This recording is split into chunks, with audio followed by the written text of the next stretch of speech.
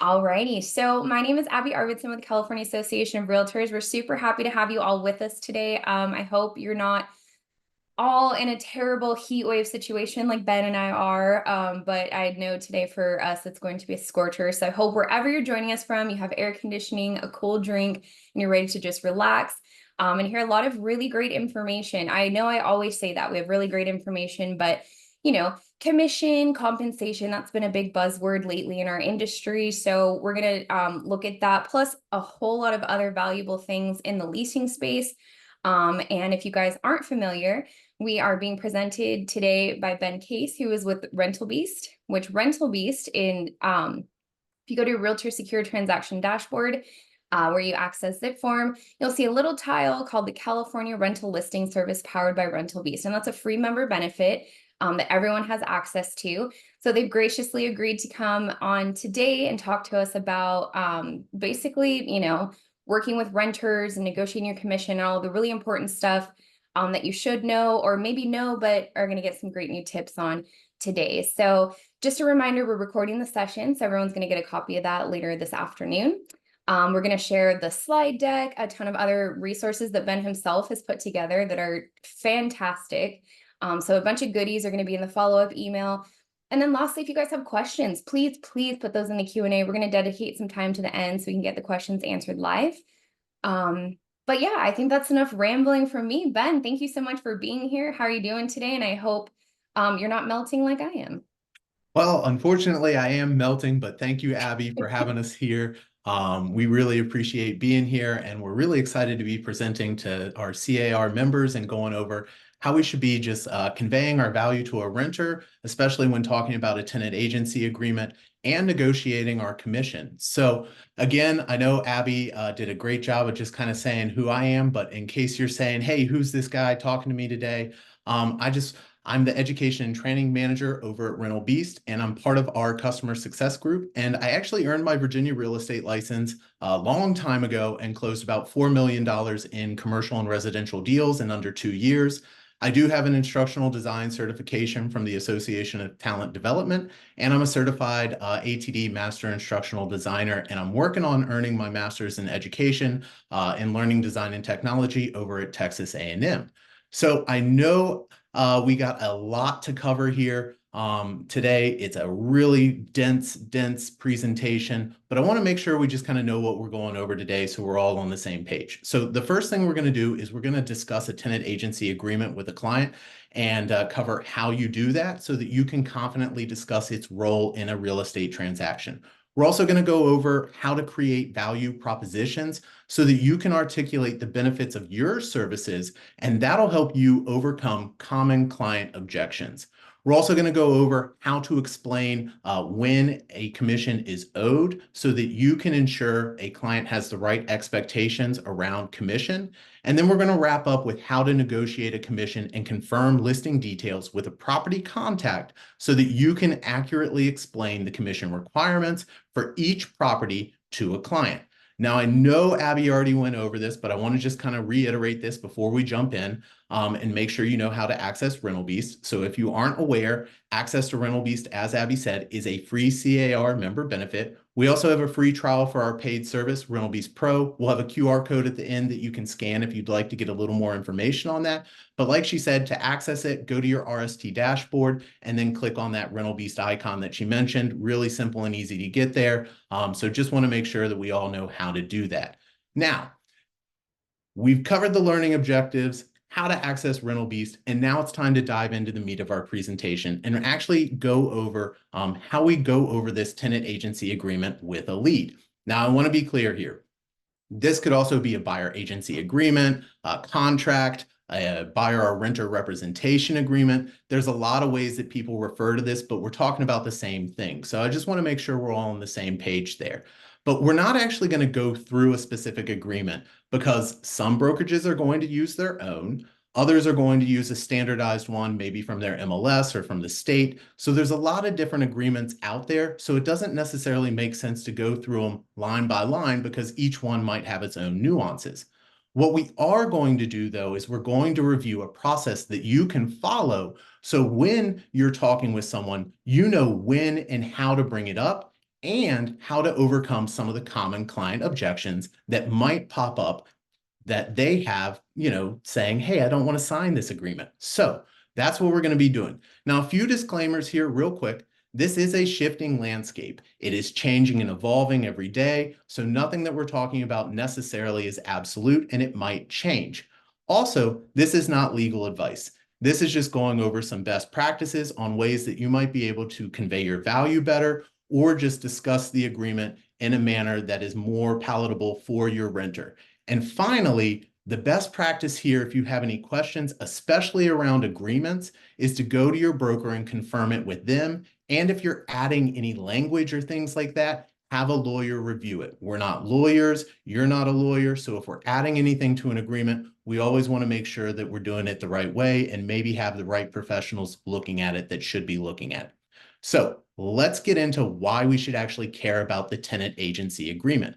And it's kind of obvious, given the recent commission lawsuits out there. Understanding how to properly discuss the tenant agency agreement and commission with a potential client while highlighting your value is going to be critical to your ability to win clients. And as a real estate professional, since we are the experts, it's part of our job to set clear commission expectations and use an agreement to ensure that both parties understand their obligation throughout the transactions. So, in short, we should care about this agreement because of recent lawsuits that have happened out there. It can help protect us from liability. And finally, it ensures compensation for closed deals. And as agents, we provide a very valuable service to our renters, and we deserve to be compensated. So that last point is something that we should really, really care about. So all three of those reasons are ones that we should, take into consideration for why we should care. Now, before we move further in the presentation, I want to take a quick poll here, and I want you to answer, when should a real estate professional first discuss and review a tenant agency agreement with a lead? And we've got a couple options here. We got 5 different ones. It could be in that lead response text or email before you even have a qualification call. Maybe it's during the qualification call at the beginning before you've even qualified a lead. It could be during the qualification call, but after we've qualified the lead, in the follow-up email after the qualification call, or during the tour when you meet the client at the first property. So I'm going to give you guys about 30 seconds here to let your answers trickle in. Again, when should we first discuss and review the agreement with a lead? So give it another 15 seconds here. I see answers trickling in. And we'll go over this here in another 15 seconds or so. Really appreciate you guys taking some time here to put your answers in and just see what you guys think. Again, this is just a poll, just seeing what you guys think here. All right, we're going to wrap it up now and move to a little bit of the answers. So we got a mixed bag of answers. It looks like, decently split, and we have a lot sitting there, 40% that would get that right answer, at least in our eyes. So you should plan on discussing the agreement during your qualification call. And the best real estate professionals understand timing matters, and they avoid discussing it too early in the conversation.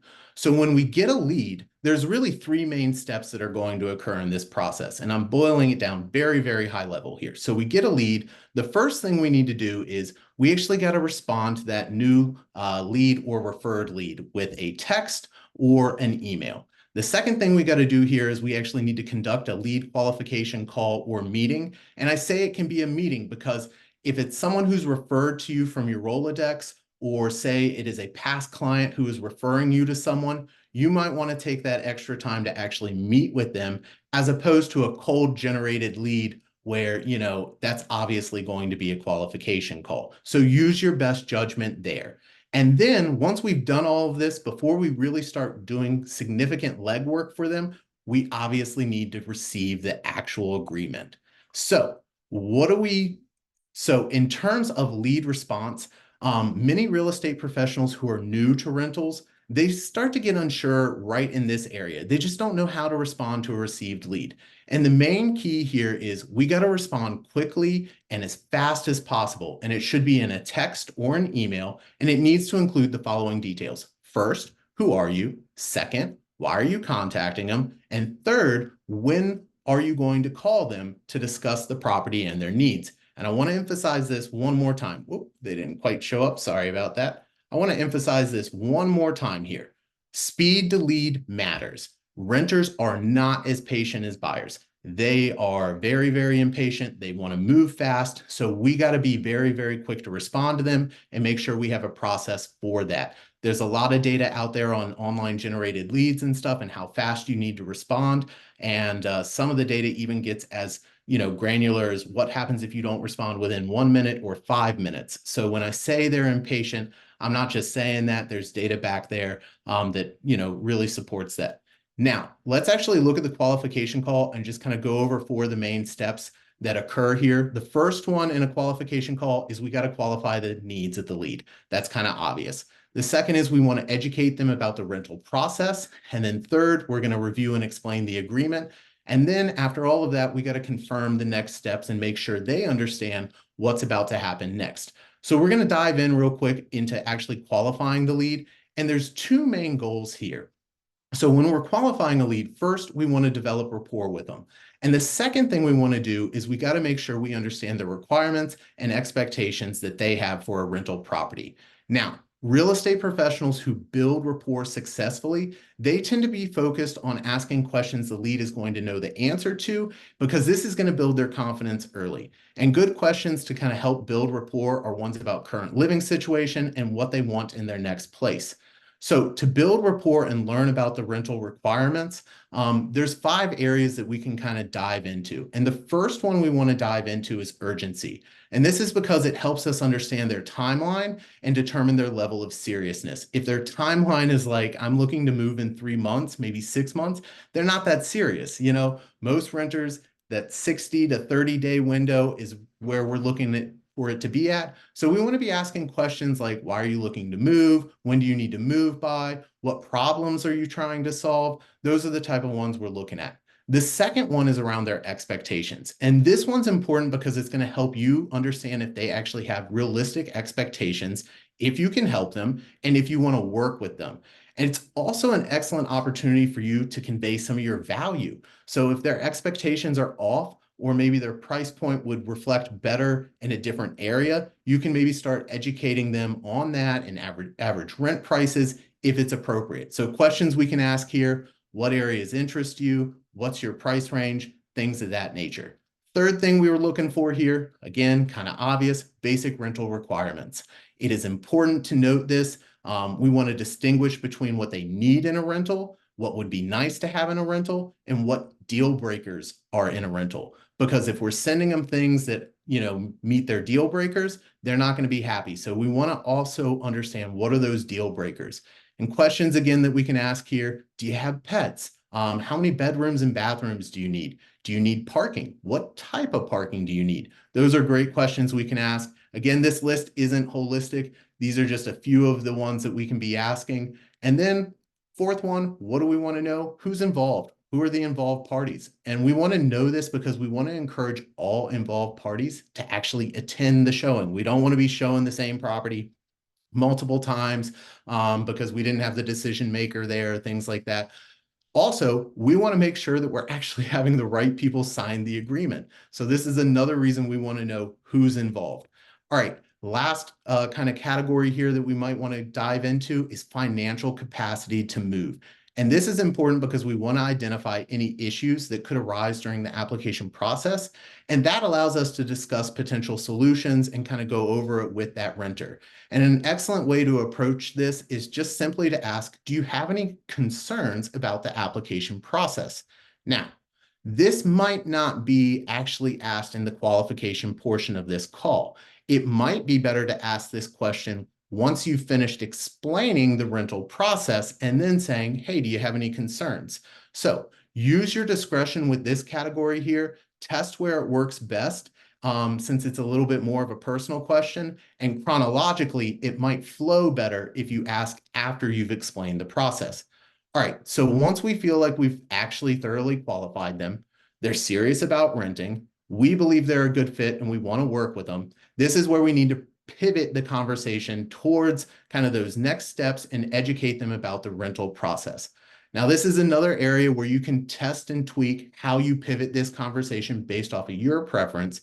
However, one really easy way to do this is to actually just first ask them this question. Are you working with a real estate professional? And this is because you don't want to explain the entire process or even go, throughout the transaction, only to find out that they're represented at the end of the, conversation or transaction. So if they state they are working with someone, this is where we got to ask them, is it an exclusive tenant agency agreement with that real estate professional? And if it is, we need to inform them, hey, I follow the Realtor Code of Ethics. I cannot interfere with an existing relationship. Again, also another important point, do not suggest that they terminate that existing agreement to sign one with you. That is a big no-no. You cannot do that. However, what we can do is we can just mention if the contract ends and only then you'd be happy to revisit the conversation about working together. So let's make sure, again, if they are represented, we say, hey, I follow the Realtor Code of Ethics. I can't help you. And we don't suggest that they terminate to work with us. That's something we can't be doing. Now, if the renter isn't represented, you can ask them how familiar they are with the rental process so that we can get into the education of it here and say something like this. Let me educate you on the process and how I can help you secure a rental. Now, the best practice here is we don't want to immediately start discussing the agreement. Instead, this is where we can go into the rental process, the requirements, and what they need to expect. If you do this right, you can include value propositions related to their time, energy, and money, and you naturally sell yourself throughout the transaction. It's not a hard sale here. You're educating them and you're putting in lines about, and I can help you with this. This saves you money. This saves you time. Things of that nature as you're going through the process so that it naturally builds in their head, hey, there's a lot of stuff that this person is helping me with. So you can emphasize things like, you're a rental expert. You could also emphasize, hey, I help you, avoid scams or reduce your risk as a renter since the listing agent or property manager is not actually, operating on your behalf. I can be in your corner. You can emphasize things on, how you negotiate fees when you're talking about the signing of the lease. This could include the commission. This could extend to maybe parking fees. If you're in a spot that has furnished apartments, it could be the fee to furnish the apartment and so forth. At the end of the day, you're advocating for your renter. And so dollars and cents matter and getting them the best deal matters. And that's what we got to do and something we need to convey. Another excellent way to visually present your value to a lead is to actually create a renter's checklist, and it goes through each step of the process. You could send it to them, after you've had the qualification call, you send them the agreement, you send them that, kind of worksheet checklist, and it allows them to just kind of go through it, process it, and decide which way they want to go. After the webinar, you're going to get a downloadable job aid from us. It's going to highlight some areas where you provide value to a renter throughout the rental process, and that'll actually help you create some value propositions too. So now we're going to move on to the next steps here and actually go what happens after we've outlined things, the next steps, and it's time to bring up the agreement. And this is where a lot of people really miss the mark. It's once it's time to actually talk about the agreement. And there's kind of four main mistakes that we see made here, and it hurts their ability. If they don't do it right, it hurts their ability to present their value to a renter, but also to build trust with them. And so here are really the four main kind of things that we see that are done wrong. The first is after the qualification call, they simply emailed the lead the agreement, but they didn't even mention it or explain it in, their call with them. They just sent it to their inbox. The renter gets it and they're kind of like, huh, what's this? We didn't even talk about this. Another one is they present it too early in the qualification call and they skip detailing the rental process. And this is going to hurt their ability to sell their value, but it also kind of leaves a bad taste in the renter's mouth. Like if you just immediately start talking about dollars and cents in your commission, they start feeling like they're just a commission to you. So it's not really great to just start on that line and say, hey, are you going to pay me? Like people probably aren't going to respond too well to that. Another one that we see is sometimes they put too much pressure on the lead to sign right then, right there during the qualification call, and they don't really give them the time to either process it, review it, or even worse, ask questions during that call. They just say, hey, I need you to sign this. I'll send you an email. Thanks so much. And then probably the worst, they get to the tour, they haven't mentioned it at all, they haven't reviewed it with them at all, and they just say, hey, for us to start, you need to sign this right now, right here. You haven't mentioned it, you didn't talk about it. It's really not something that people typically respond too well to. So we want to avoid those things. Now, what can we say to actually pivot that discussion to the agreement is, you can let them know, I need to be legally authorized to work on your behalf. So a little softer of a way to say it than just that is something along the lines of this. If you're interested in having me help you lease a rental property, I can't start setting up tours until you've signed a tenant agency agreement. Let's go through its main components right now, and I can answer any questions you might have. Then you can review it later and decide if you want to work together. So once we kind of get into explaining the agreement, there's really four kind of common objections that you're probably going to run into that are pretty, consistent. The first one, the agreement's too long. Second one, I don't want to pay anything up front. Third, commission fees too high. Or fourth, I only want to see listings where the landlord pays the commission. So the first objection that you get here on the agreement kind of length is that some renters may hesitate to sign a tenant agency agreement for what is typically the standard is about 60 days. They're often going to say phrases like, hey, I don't want to be tied down, or I prefer to operate with a verbal understanding, things like that. And what's happening here is there's typically a concern or a misconception around the agreement. And this can include some of the following. They might believe that they have to use you for the entire length of that agreement and they can't terminate it. Or maybe they're worried that the length of the agreement actually signifies that you believe it's going to take that full 60 days to get them into a property. Another one is that they actually think they can cut you out of the process after you've shown them a few places. And this is where they likely need to understand that most agreements stipulate that you're going to be owed a commission on any property that they lease that you toured them, even if an agreement is terminated for up to 30 days. So to help resolve this, one option is you could add a clause here. If it's not already in the contract, you could add one around termination, what the requirements on it are. It could be maybe like must be in writing, and is applicable within 24 hours or something. Obviously, if we're adding a clause like this, we want to check with our broker and or a lawyer to make sure that we're doing it right. And the key is that we make sure that the renter really understands you're due a commission in any properties that you show them result in a lease during the term the contract was in place and for however long it's covered if it's terminated. We can also ask our broker if they would allow the contract to be less than the standard 60-day length for a rental transaction.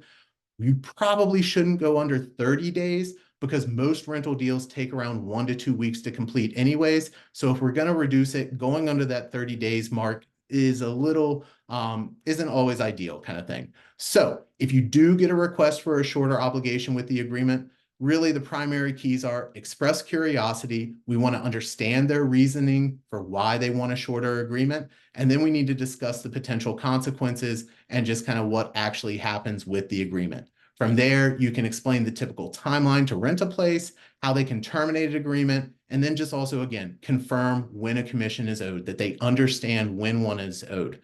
So I want to do a really quick learning check here and just say, what's the minimum duration an agent should make an agreement with a client? So we have a couple options here. We've got the first one is 2 or more months. B is 1 month. C is less than a month, but more than a week. D is less than a week. Or E, you shouldn't reduce it at all. So I'm going to give you guys a few seconds here to get your answers in, and then we'll just quickly recap on this one real quick and make sure we all heard the same thing. So I see answers are trickling in.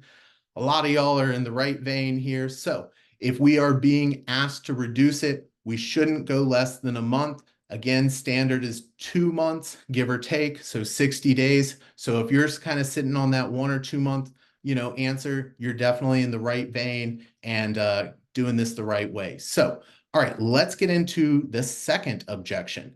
And the second one that we have here is really around just kind of the renter doesn't want to pay anything up front. And they're concerned they're going to owe you a commission regardless of whether you secure them a property. So this typically comes down to a misconception about how the commission is paid out and the requirements around when one is actually owed to you.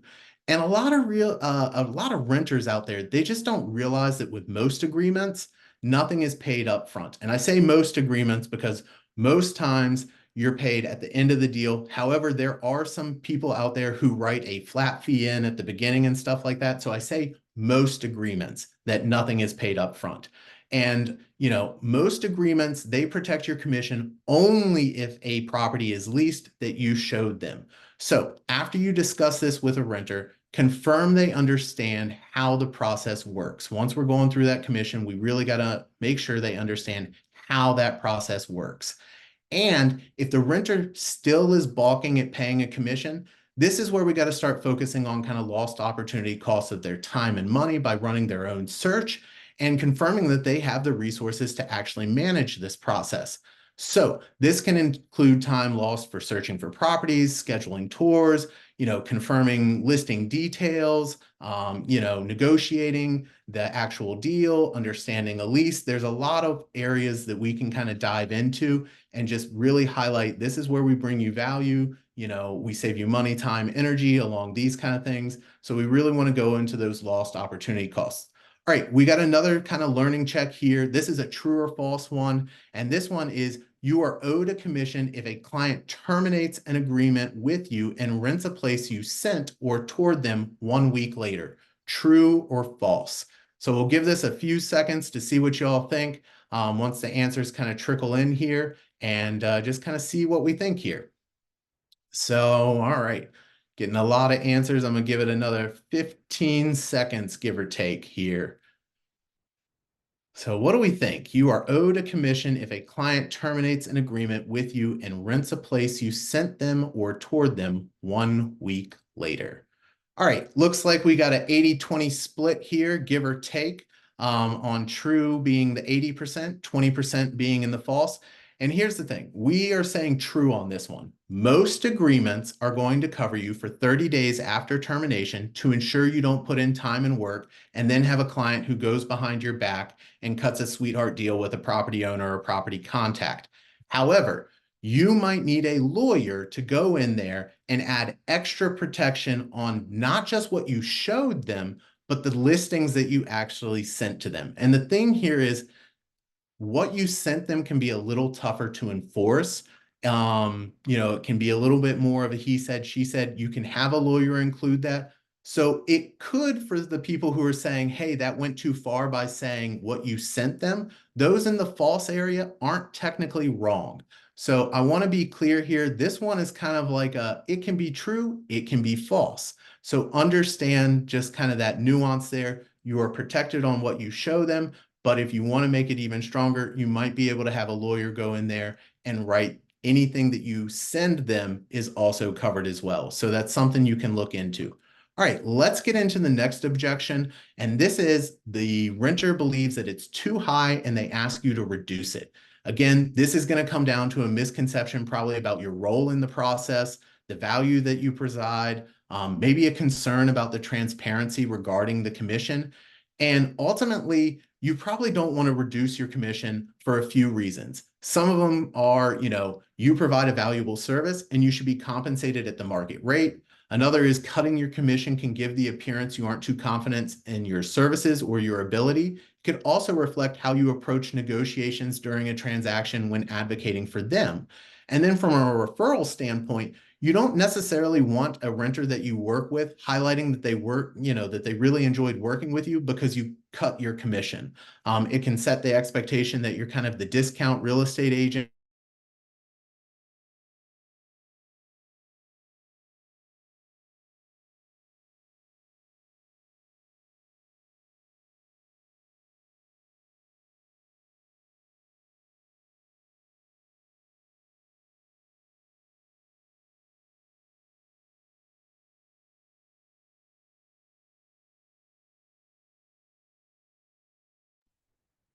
Hey everyone, it looks like Ben froze for a second, so we'll give him a chance to rejoin here. He did mention to me that he'd had some power issues earlier this morning. He's in Texas, so he's having a heat wave like us, and apparently it's very windy there.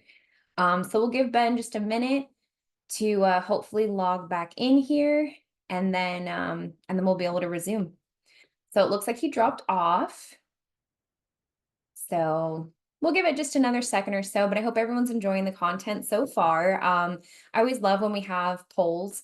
I think it's a really fun way for you guys to be able to engage with the content, and kudos to everyone because it looks like you all, for the most part, we're getting the right answers. So that is awesome. But yeah, just hang tight and we don't even have to hang tight for that long. It looks like our guy is back. Hey y'all, sorry about that. I had a flicker of power there and I'm pulling up the slides again. It closed them out for me there for a second, so bear with me for 1 second here and I'll share my screen again. Sorry about that, y'all. We've had some crazy storms and wind here, so it has flickered a little today, but we will get right back into this. All right, so we don't want to be known as the discount real estate professional. However, if we do receive a request to cut our commission, a good response framework is we can acknowledge their concern and then let them know our process for attempting to negotiate a commission with a property contact when we're actually scheduling that tour and confirming the listing details. If a property they want to tour refuses to pay your commission, this is where we let them know, hey, I'm going to be transparent about the commission before you actually tour that property so we avoid any surprises. And the key here is once we've gone over this, we just got to stay quiet after addressing the concern and then wait for their response. And if they're still hesitant, this is where we can reiterate some of those value points surrounding how you prevent, real estate scams, lost opportunity cost of running their search, how you help them navigate a competitive rental market, where time matters. And similarly to earlier, we want to stay quiet and wait for their response.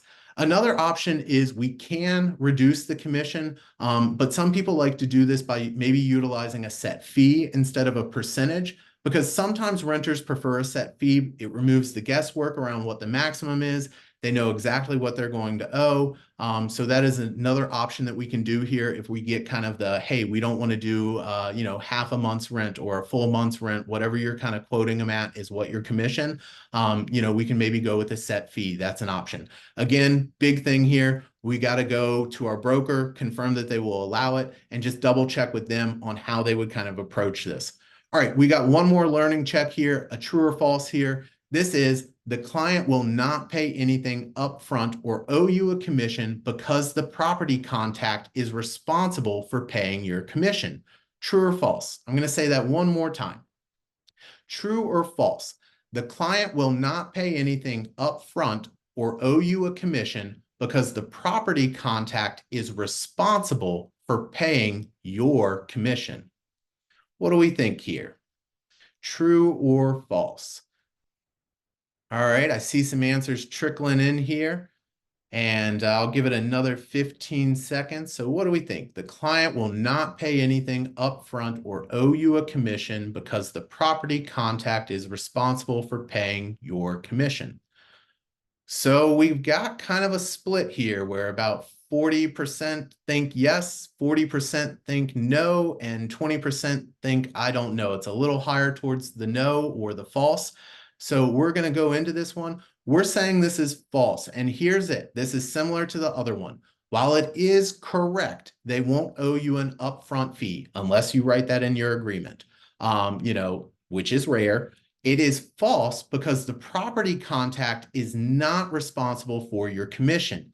In fact, when a property contact, like a listing agent, a landlord, a property owner, agrees to pay it, they're actually completing the obligation of the renter. So I want to be clear here. The agreement makes it clear that the commission is solely a renter's responsibility. It is their obligation to pay it. So if a property contact is covering it for them, that means they aren't alleviating that person of the burden. They are actually just covering it. It is not a transfer of burden. It is not a transfer of responsibility. Let's be clear on that. Now, your agreement might be a little different, but in most agreements, it is very clear and outlined. This is a responsibility of that renter. It is their obligation. And that is why it is something that we can negotiate. Since it is a fee, we can negotiate that.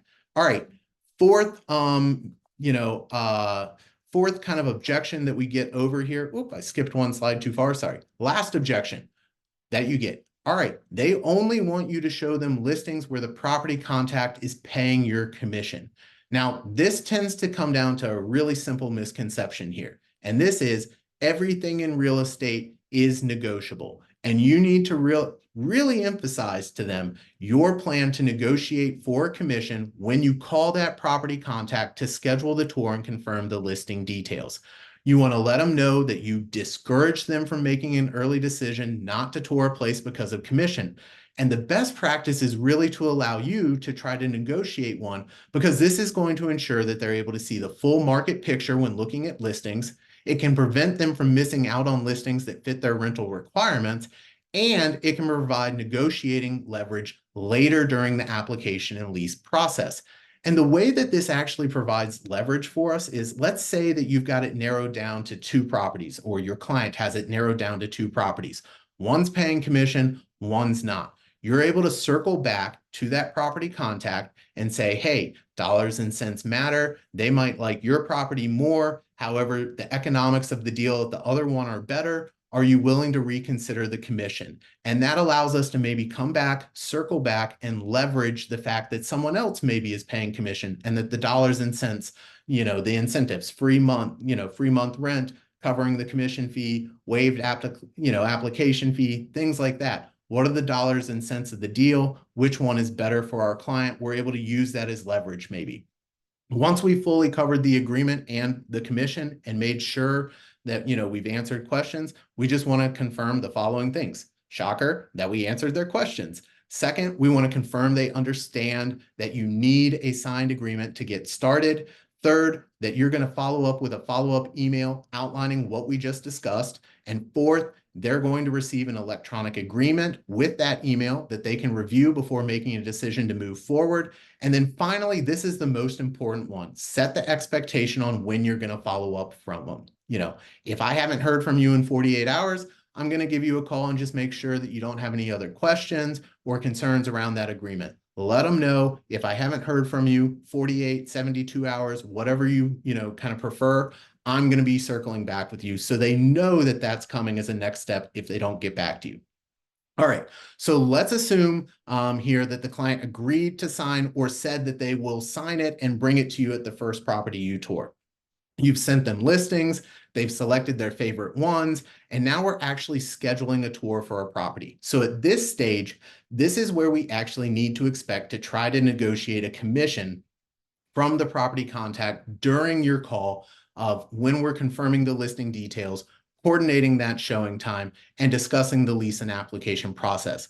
It's important to understand, again, in real estate, negotiations are common, and your commission, a fee, is exactly that. It's negotiable. So while not every listing is going to offer to cover that burden for the renter, it is worth your time to do your due diligence and ensure that you're fully representing your client's best interest in the deal.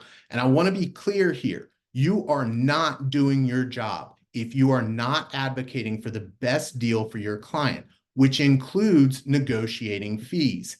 And that is why we have to do this step and do it well. So there's really 5 main steps in securing a commission when we're negotiating with a property owner, property manager, listing agent. But we're really going to focus on the first step here, because that's the actual negotiation. Steps 2 through 5 here are really only completed if you get a property contact who agrees to pay your commission. We're going to briefly go over those steps at the end. However, again, where most agents are going to struggle is in step 1, the actual negotiation itself. So our 5 steps are: we actually confirm the listing and commission information, when setting the showing. We then are going to get the commission confirmation in writing after the negotiation. We then inform the client of the commission requirements and ensure compliance throughout the process. We then are going to send the appropriate paperwork and an invoice to the property contact after the lease is executed. And then we're going to follow up with that listing contact to confirm they actually received the invoice and just make sure we understand their timeline for processing an agreement. So we're going to do a real quick poll here. And this is a yes/no one. And the question's pretty simple. Do you think that having a signed tenant agency agreement helps you negotiate a commission with a property contact? Yes or no? So one more time. do we think that having a signed tenant agency agreement helps us negotiate a commission with a property contact? So I'm going to give it another 15 seconds so that you guys can have some time to answer this and see what you guys think here around if we actually believe a signed tenant agency agreement helps us negotiate a commission with a property contact. All right, it looks like we're slowing down on our answers here. And here's the thing, we think it does help. And there's a few reasons that we kind of think it helps us do our negotiation. So when you're setting up a tour to confirm listing details, it's vital during that conversation that that you confirm the commission details, because again, we're trying to provide to your client accurate information so that they can compare and contrast properties they tour and that they can make an informed decision. Now, I want to be clear here. You cannot let commission impact your willingness to show or present a listing to your client. We are strictly speaking about what to do when you call that property contact to set up the tour and confirm the listing details. And since your client understands that they could be responsible for paying your commission, this allows you to make it clear to a property owner or a contact that your client is likely going to consider the financial elements of the rental deal when they're actually deciding where they want to sign a lease. And unlike, upfront rent or refundable security deposits, which are almost always required, the broker fee is a negotiable component. Those ones we might not be getting back. Upfront rent, you're not going to be getting back. Security deposit, it's dependent on how well the renter actually, treats the unit and things like that. But things like who pays the commission, that could be a high priority for your renter because again, it's negotiable. Now we got to understand, just with any industry, the rules of supply and demand are going to kind of play into effect here. So they're going to impact how good or easy those negotiations go with a property contact. So we want to understand that. But the key is it helps us because it allows us to emphasize to that property contact, dollars and cents matter. We're advocating for our client for the best deal possible, and they are likely going to make a decision based off of the financials of a deal. So that's how it helps us. It allows us to really leverage that fact. We know on our side, we're getting compensated, whether the property contact covers that burden or the renter. The agreement makes sure that we're getting compensated and we can kind of convey that over. All right, so before we actually head into the negotiation, there's a few things we need to do. We got some homework to do, right? We want to know a few critical pieces of information. And the ones that we really think are important that you want to be looking for are, what is the vacancy rate in your area? How long has the listing been vacant? When is the move-in date?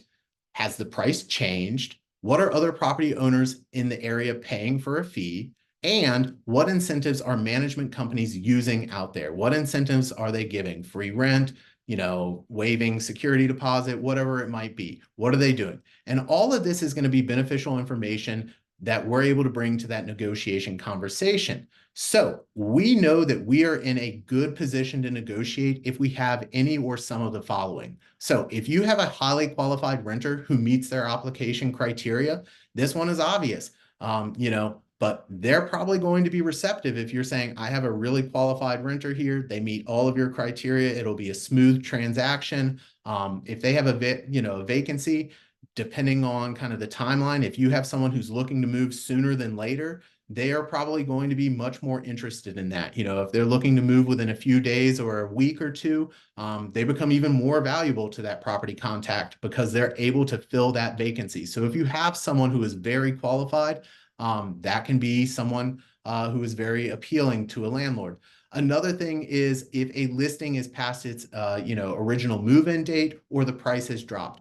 Obviously, these two are vital because a property owner who's considering a fee, if it's sitting vacant for a while or they're dropping prices, they might have previously said, hey, I'm not paying, but now they might be changing their tune. They want to get it filled. And those are two kind of indicators that, hey, this is a time to negotiate. They haven't been getting it filled. We want to kind of push on that. And then another thing is, are comparable properties in the area or ones that your client wants to see paying a fee or offering move-in incentives? So if 2 units, again, this kind of goes back to that leverage factor. If 2 units, similar similarly set. One's offering one, one's not. You're able to just kind of say, hey, I noticed that, this one is paying a commission. Is that something you're willing to do? So depending on your market, those are kind of indicators that you might be in a good position to negotiate.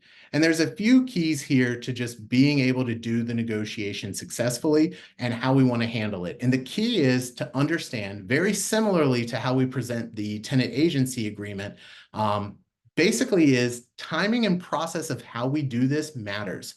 So when you call a property, contact to set up a tour and confirm the listing details, we don't want to immediately be like, hey, what's your commission policy? And begin trying to negotiate it, right? Like they're not going to be very receptive to that. Instead, we want to be focused on ways that we can basically sell our clients' qualifications as we start to confirm the listing details, the application criteria, the application process, and things of that nature. So to advocate for your client and let the property owner know why your client is a qualified renter is something we want to do. We maybe want to mention like, hey, they have a great income. They have an excellent rental history. I've worked with them previously. They were really great to work with, and their past landlord says great things about them. Maybe they've been, very secure job. They've been at it for however many years and so forth. There are ways that we can highlight how qualified they are. So for example, when you're calling someone early on, you could say something like this very early on. You could say, hi, my name is Ben, and I'm providing tenant representation for a highly qualified client who wants to tour your property.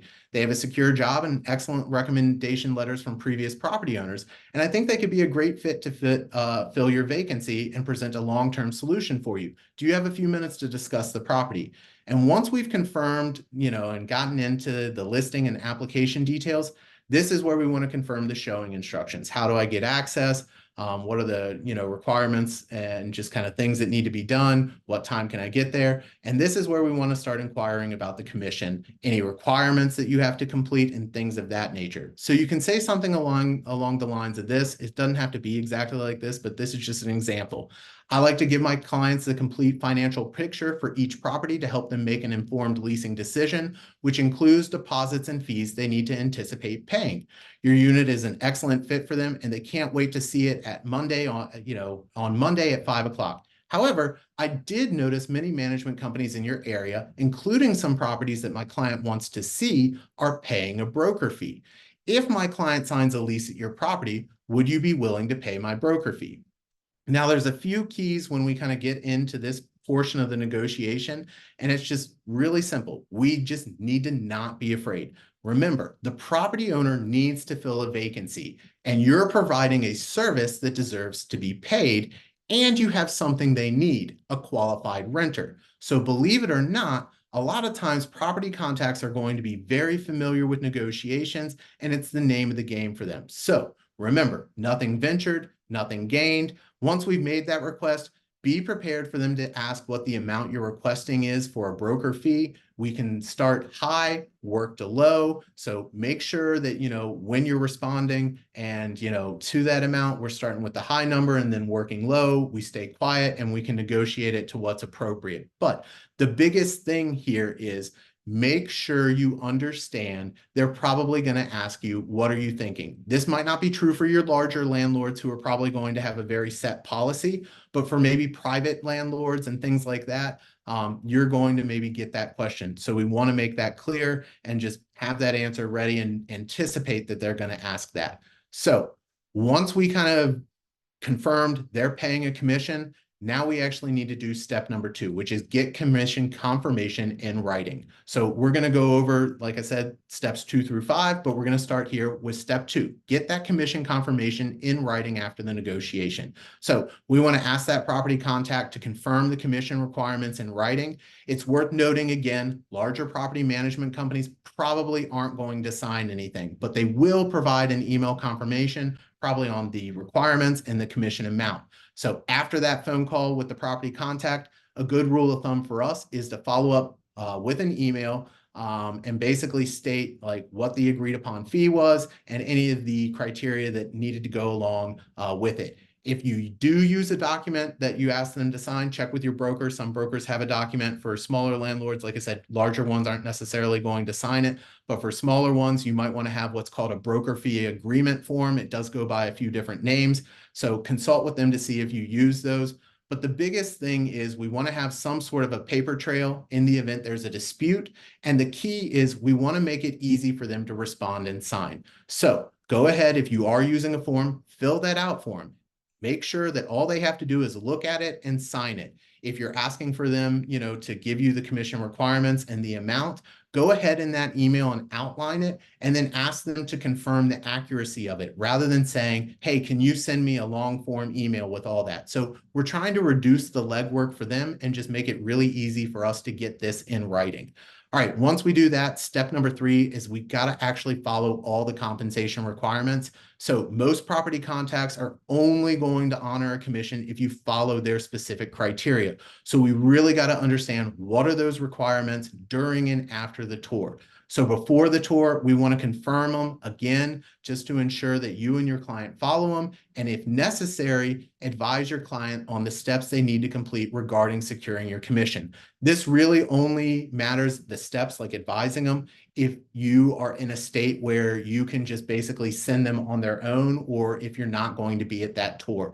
So we just want to make sure that they understand what those steps are if you're not accompanying them. So standard requirements to secure a commission typically are around sign-in procedures at the tour or specific information required with the application. These requirements are standard when working with a property management company or multifamily community, and they often require that your client lists you as the referring or escorting agent. So again, you're only going to get compensated if you follow their procedures. If you are sending your client to basically do a self-tour, some real estate professionals offer an incentive with like a gift card to complete them. Check with RESPA and your broker if that is basically allowed. There are some kind of, guidelines around that. So I've heard it done, but again, check with your broker and see if that's something you can do in California. All right, step number 4, after a lease is actually executed, this is where we need to send the required paperwork. Some property contacts have very specific requirements to pay your commission, but typically what they're going to want to know is invoice, W-9, and your broker's employer identification number, the EIN. So the best practice here is just to confirm with each listing contact and your broker the information that's going to be required for a paid commission. And then once all parties have signed the lease and everyone has a copy of the executed lease, this is when we actually got to complete that step, and we want to get it done as quickly as possible. And this is where I think a lot of people miss the mark here. This is the final step. It's follow up with the property contact. And we want to do this a few days after sending the required information. So the reason I say a lot of people miss here is it's a great opportunity to build a relationship with them. Now, yes, we're circling back, making sure they have everything they need to pay a commission. We're confirming what that timeline is for them to actually pay it. But this is where we can really build a relationship. If we just brought them a renter and it was a really smooth and easy deal, we can start talking about additional ways that we can partner for future business. Hey, do you have any additional vacancies? Hey, are you struggling to fill any vacancies? Is there a unit you're specifically trying to fill? Things of that nature to figure out, are there more symbiotic opportunities for us to work together? Because again, you just provided them with a paying renter. So the best time to start looking at ways you can partner together are right then with that follow-up. All right, we're going to go over a few ways to keep the momentum going. Really quick to recap what we learned. We went over how to discuss a tenant agency agreement with a client and confidently discuss its role in a real estate transaction. We went over a few value propositions and how to actually create those so that we can articulate the benefits of your services to overcome common client objections or concerns. We also went over how to explain a commission and when one is owed, and just basically making sure that the client's expectations around commission are clear. And then we also went over how to negotiate a commission and confirm listing details with a property contact or manager so that we're accurately explaining these requirements to a client for each property. Now, we got a couple next steps for y'all. The first one is download those resources from the presentation. They're going to be coming in the follow-up email. We've got 5 of them for you. The second one is actually go ahead, take some time, create an agent value in the rental process kind of marketing or checklist kind of thing where you're going over, hey, this is what you have to do in the process, Mr. and Mrs. Renter. We also can practice or role play explaining the main components of the agreement and overcoming some of those common objections that we talked about. And then finally, this is our final and last resource, use a downloadable reflection journal where we're actually able to track our success and identify areas where we can improve or strengthen. So we like to ask questions on what did I do best? What did I do well? What can I do better? And then just additional information. That'll allow us to start looking for trends and just, self-critiquing and coaching ourselves on how we can do better. In terms of Rental Beast, a few things that we have. We've got our in-platform chat. If you need to contact our support team, if you're on our platform, we also have our resource and tutorial center. It's in the bottom left on our platform. It's a little question mark icon. If you click on that, it can redirect you to some of our resources. It's a really great tool that you can use, a self-serve tool. We also have access to Rental Beast University. That includes help articles and training material, videos, webinars, courses. So I highly encourage you to give that a look. And then finally, if you're interested in learning more about Rental Beast Pro, I've got that QR code over there on the screen. Feel free to give that a scan and someone in our sales department can give you more information on Rental Beast Pro. So we covered a lot of information. Now I'll open it up for a few minutes for any questions or concerns that y'all have. Awesome. Great job, Ben. That was fantastic. And I'm really excited about all the resources everyone is going to get in that follow-up email, like you mentioned. Okay, so I'm just going to kind of go from the top here. Things have been trickling in throughout the presentation, but this member wants to know, do you make the listing agent aware you have an agreement with the prospective tenant? I don't think there's anything wrong with it. I think in the landscape that we're in, people are starting to expect that you get agreements. Obviously, you don't have to work with one. It's definitely protects you, but I don't think there's a downside of letting them know that you have a signed agreement because at the end of the day, you're going to be negotiating that fee as much as you can as possible. So you're going to be advocating for your client. But I don't necessarily think there's a right or a wrong answer with letting them know, hey, they signed an agreement, they understand what the burden is. But at the end of the day, like they're still going to make a decision on dollars and cents. And that's what we're really trying to emphasize to that property contact is, what's competitive in the market, what makes sense for my client. We've got to advocate for them and making it clear, that's really what we're trying to make clear to that listing contact or property contact. Got it. Here was another good question that had come in. So you had mentioned, finding information about like the vacancy rate or seeing if rentals in the area are paying commission rates. So this member is just wondering, like, what's the best way to find out that information? So a lot of times you're going to have to refer on kind of your databases, market reports, things of that nature. If a unit is, let's say a building is new, a great way to just kind of do it is start building relationships with property managers and actually asking them, as you build relationships, how are you doing filling your building and getting a gauge on that. You might not be able to get their exact vacancy rate, but as you have these conversations and identify, hey, there's a lot of deliverables over here, a lot of market competition, they're really, maybe offering incentives, that can be a clue that maybe, hey, their vacancy rates are a little low and they're trying to fill them.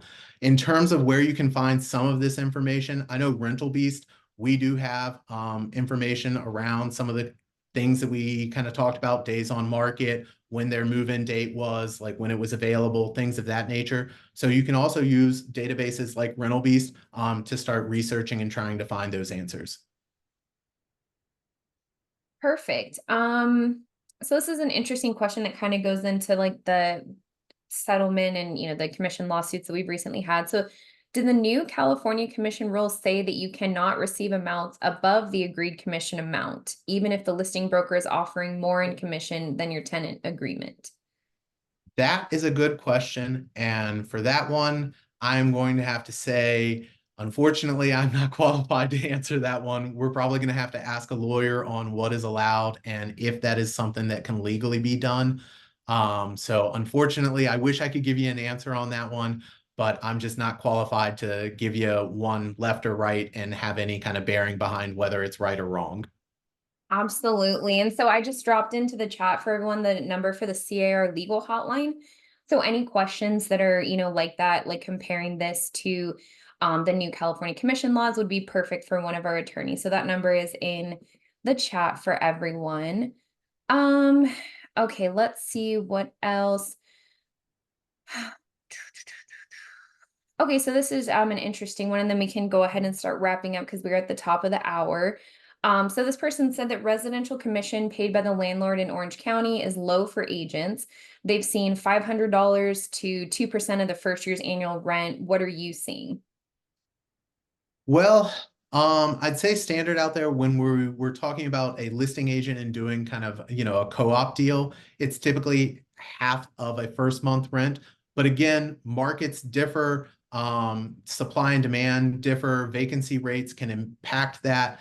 If the vacancy rate is really low and there's not a lot of supply out there, but the demand is very high, it makes it a lot easier for a property contact to maybe not be offering half a month rent or something like that. So I wish I could give you a answer with an absolute, but again, it really is it depends. It depends on your market. It depends on how many new deliverables are coming to your area. Some areas they've got a lot of apartment buildings that are getting delivered in 2024 that are going to change the supply side.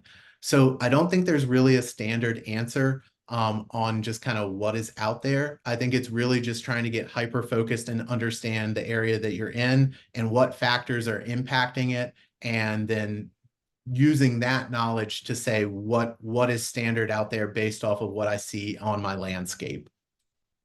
I think that's the perfect answer. And yeah, it really just depends. But we are out of time, unfortunately, but this has been fantastic. So Ben, I just want to give you a chance to, leave us with any closing words or thoughts, and go ahead and wrap this thing up. Yeah, last thought is really, honestly, guys, reflection journal matters. Start tracking your conversations, see how they go. You want to see what you're doing well, what you're doing, not so well, but really it's seeing what's working and what's not working. And if you don't track it, it gets a whole lot tougher for us to start, replicating success. And that's what we want to do in these conversations. We want to make sure that, we're winning them as clients. And so one of the easiest ways for us to do that is to just kind of track what their concerns were, what their objections were, because you're going to start noticing patterns. You're going to start being able to anticipate these things better. And it just gets easier for us to talk about them, highlight your value in the rental transaction and process, which is the big piece of this component, and then be able to win them as clients. So let's start tracking our success so that we can actually get better and have metrics that aren't just like gut feeling. We say, here are my last 20 calls. Oh my goodness, for 10 of these, I said this and had this same objection. Maybe I need to really clean up for that objection. So that's what I would leave you with, is really just start taking your success and being accountable for yourself and tracking what's working, what's not working, and what we can do better. Awesome. All right. Well, Ben, I can't thank you enough. This was seriously jam-packed with information. So really excited for everyone to get the recording link later. Share this with anybody, that could also benefit from this information, fellow agents, your broker, anybody that, feel free to share these resources, and best of luck to all of you. Hope everybody has a great rest of the day. Take care. Thank you, Abby. Thanks, Ben.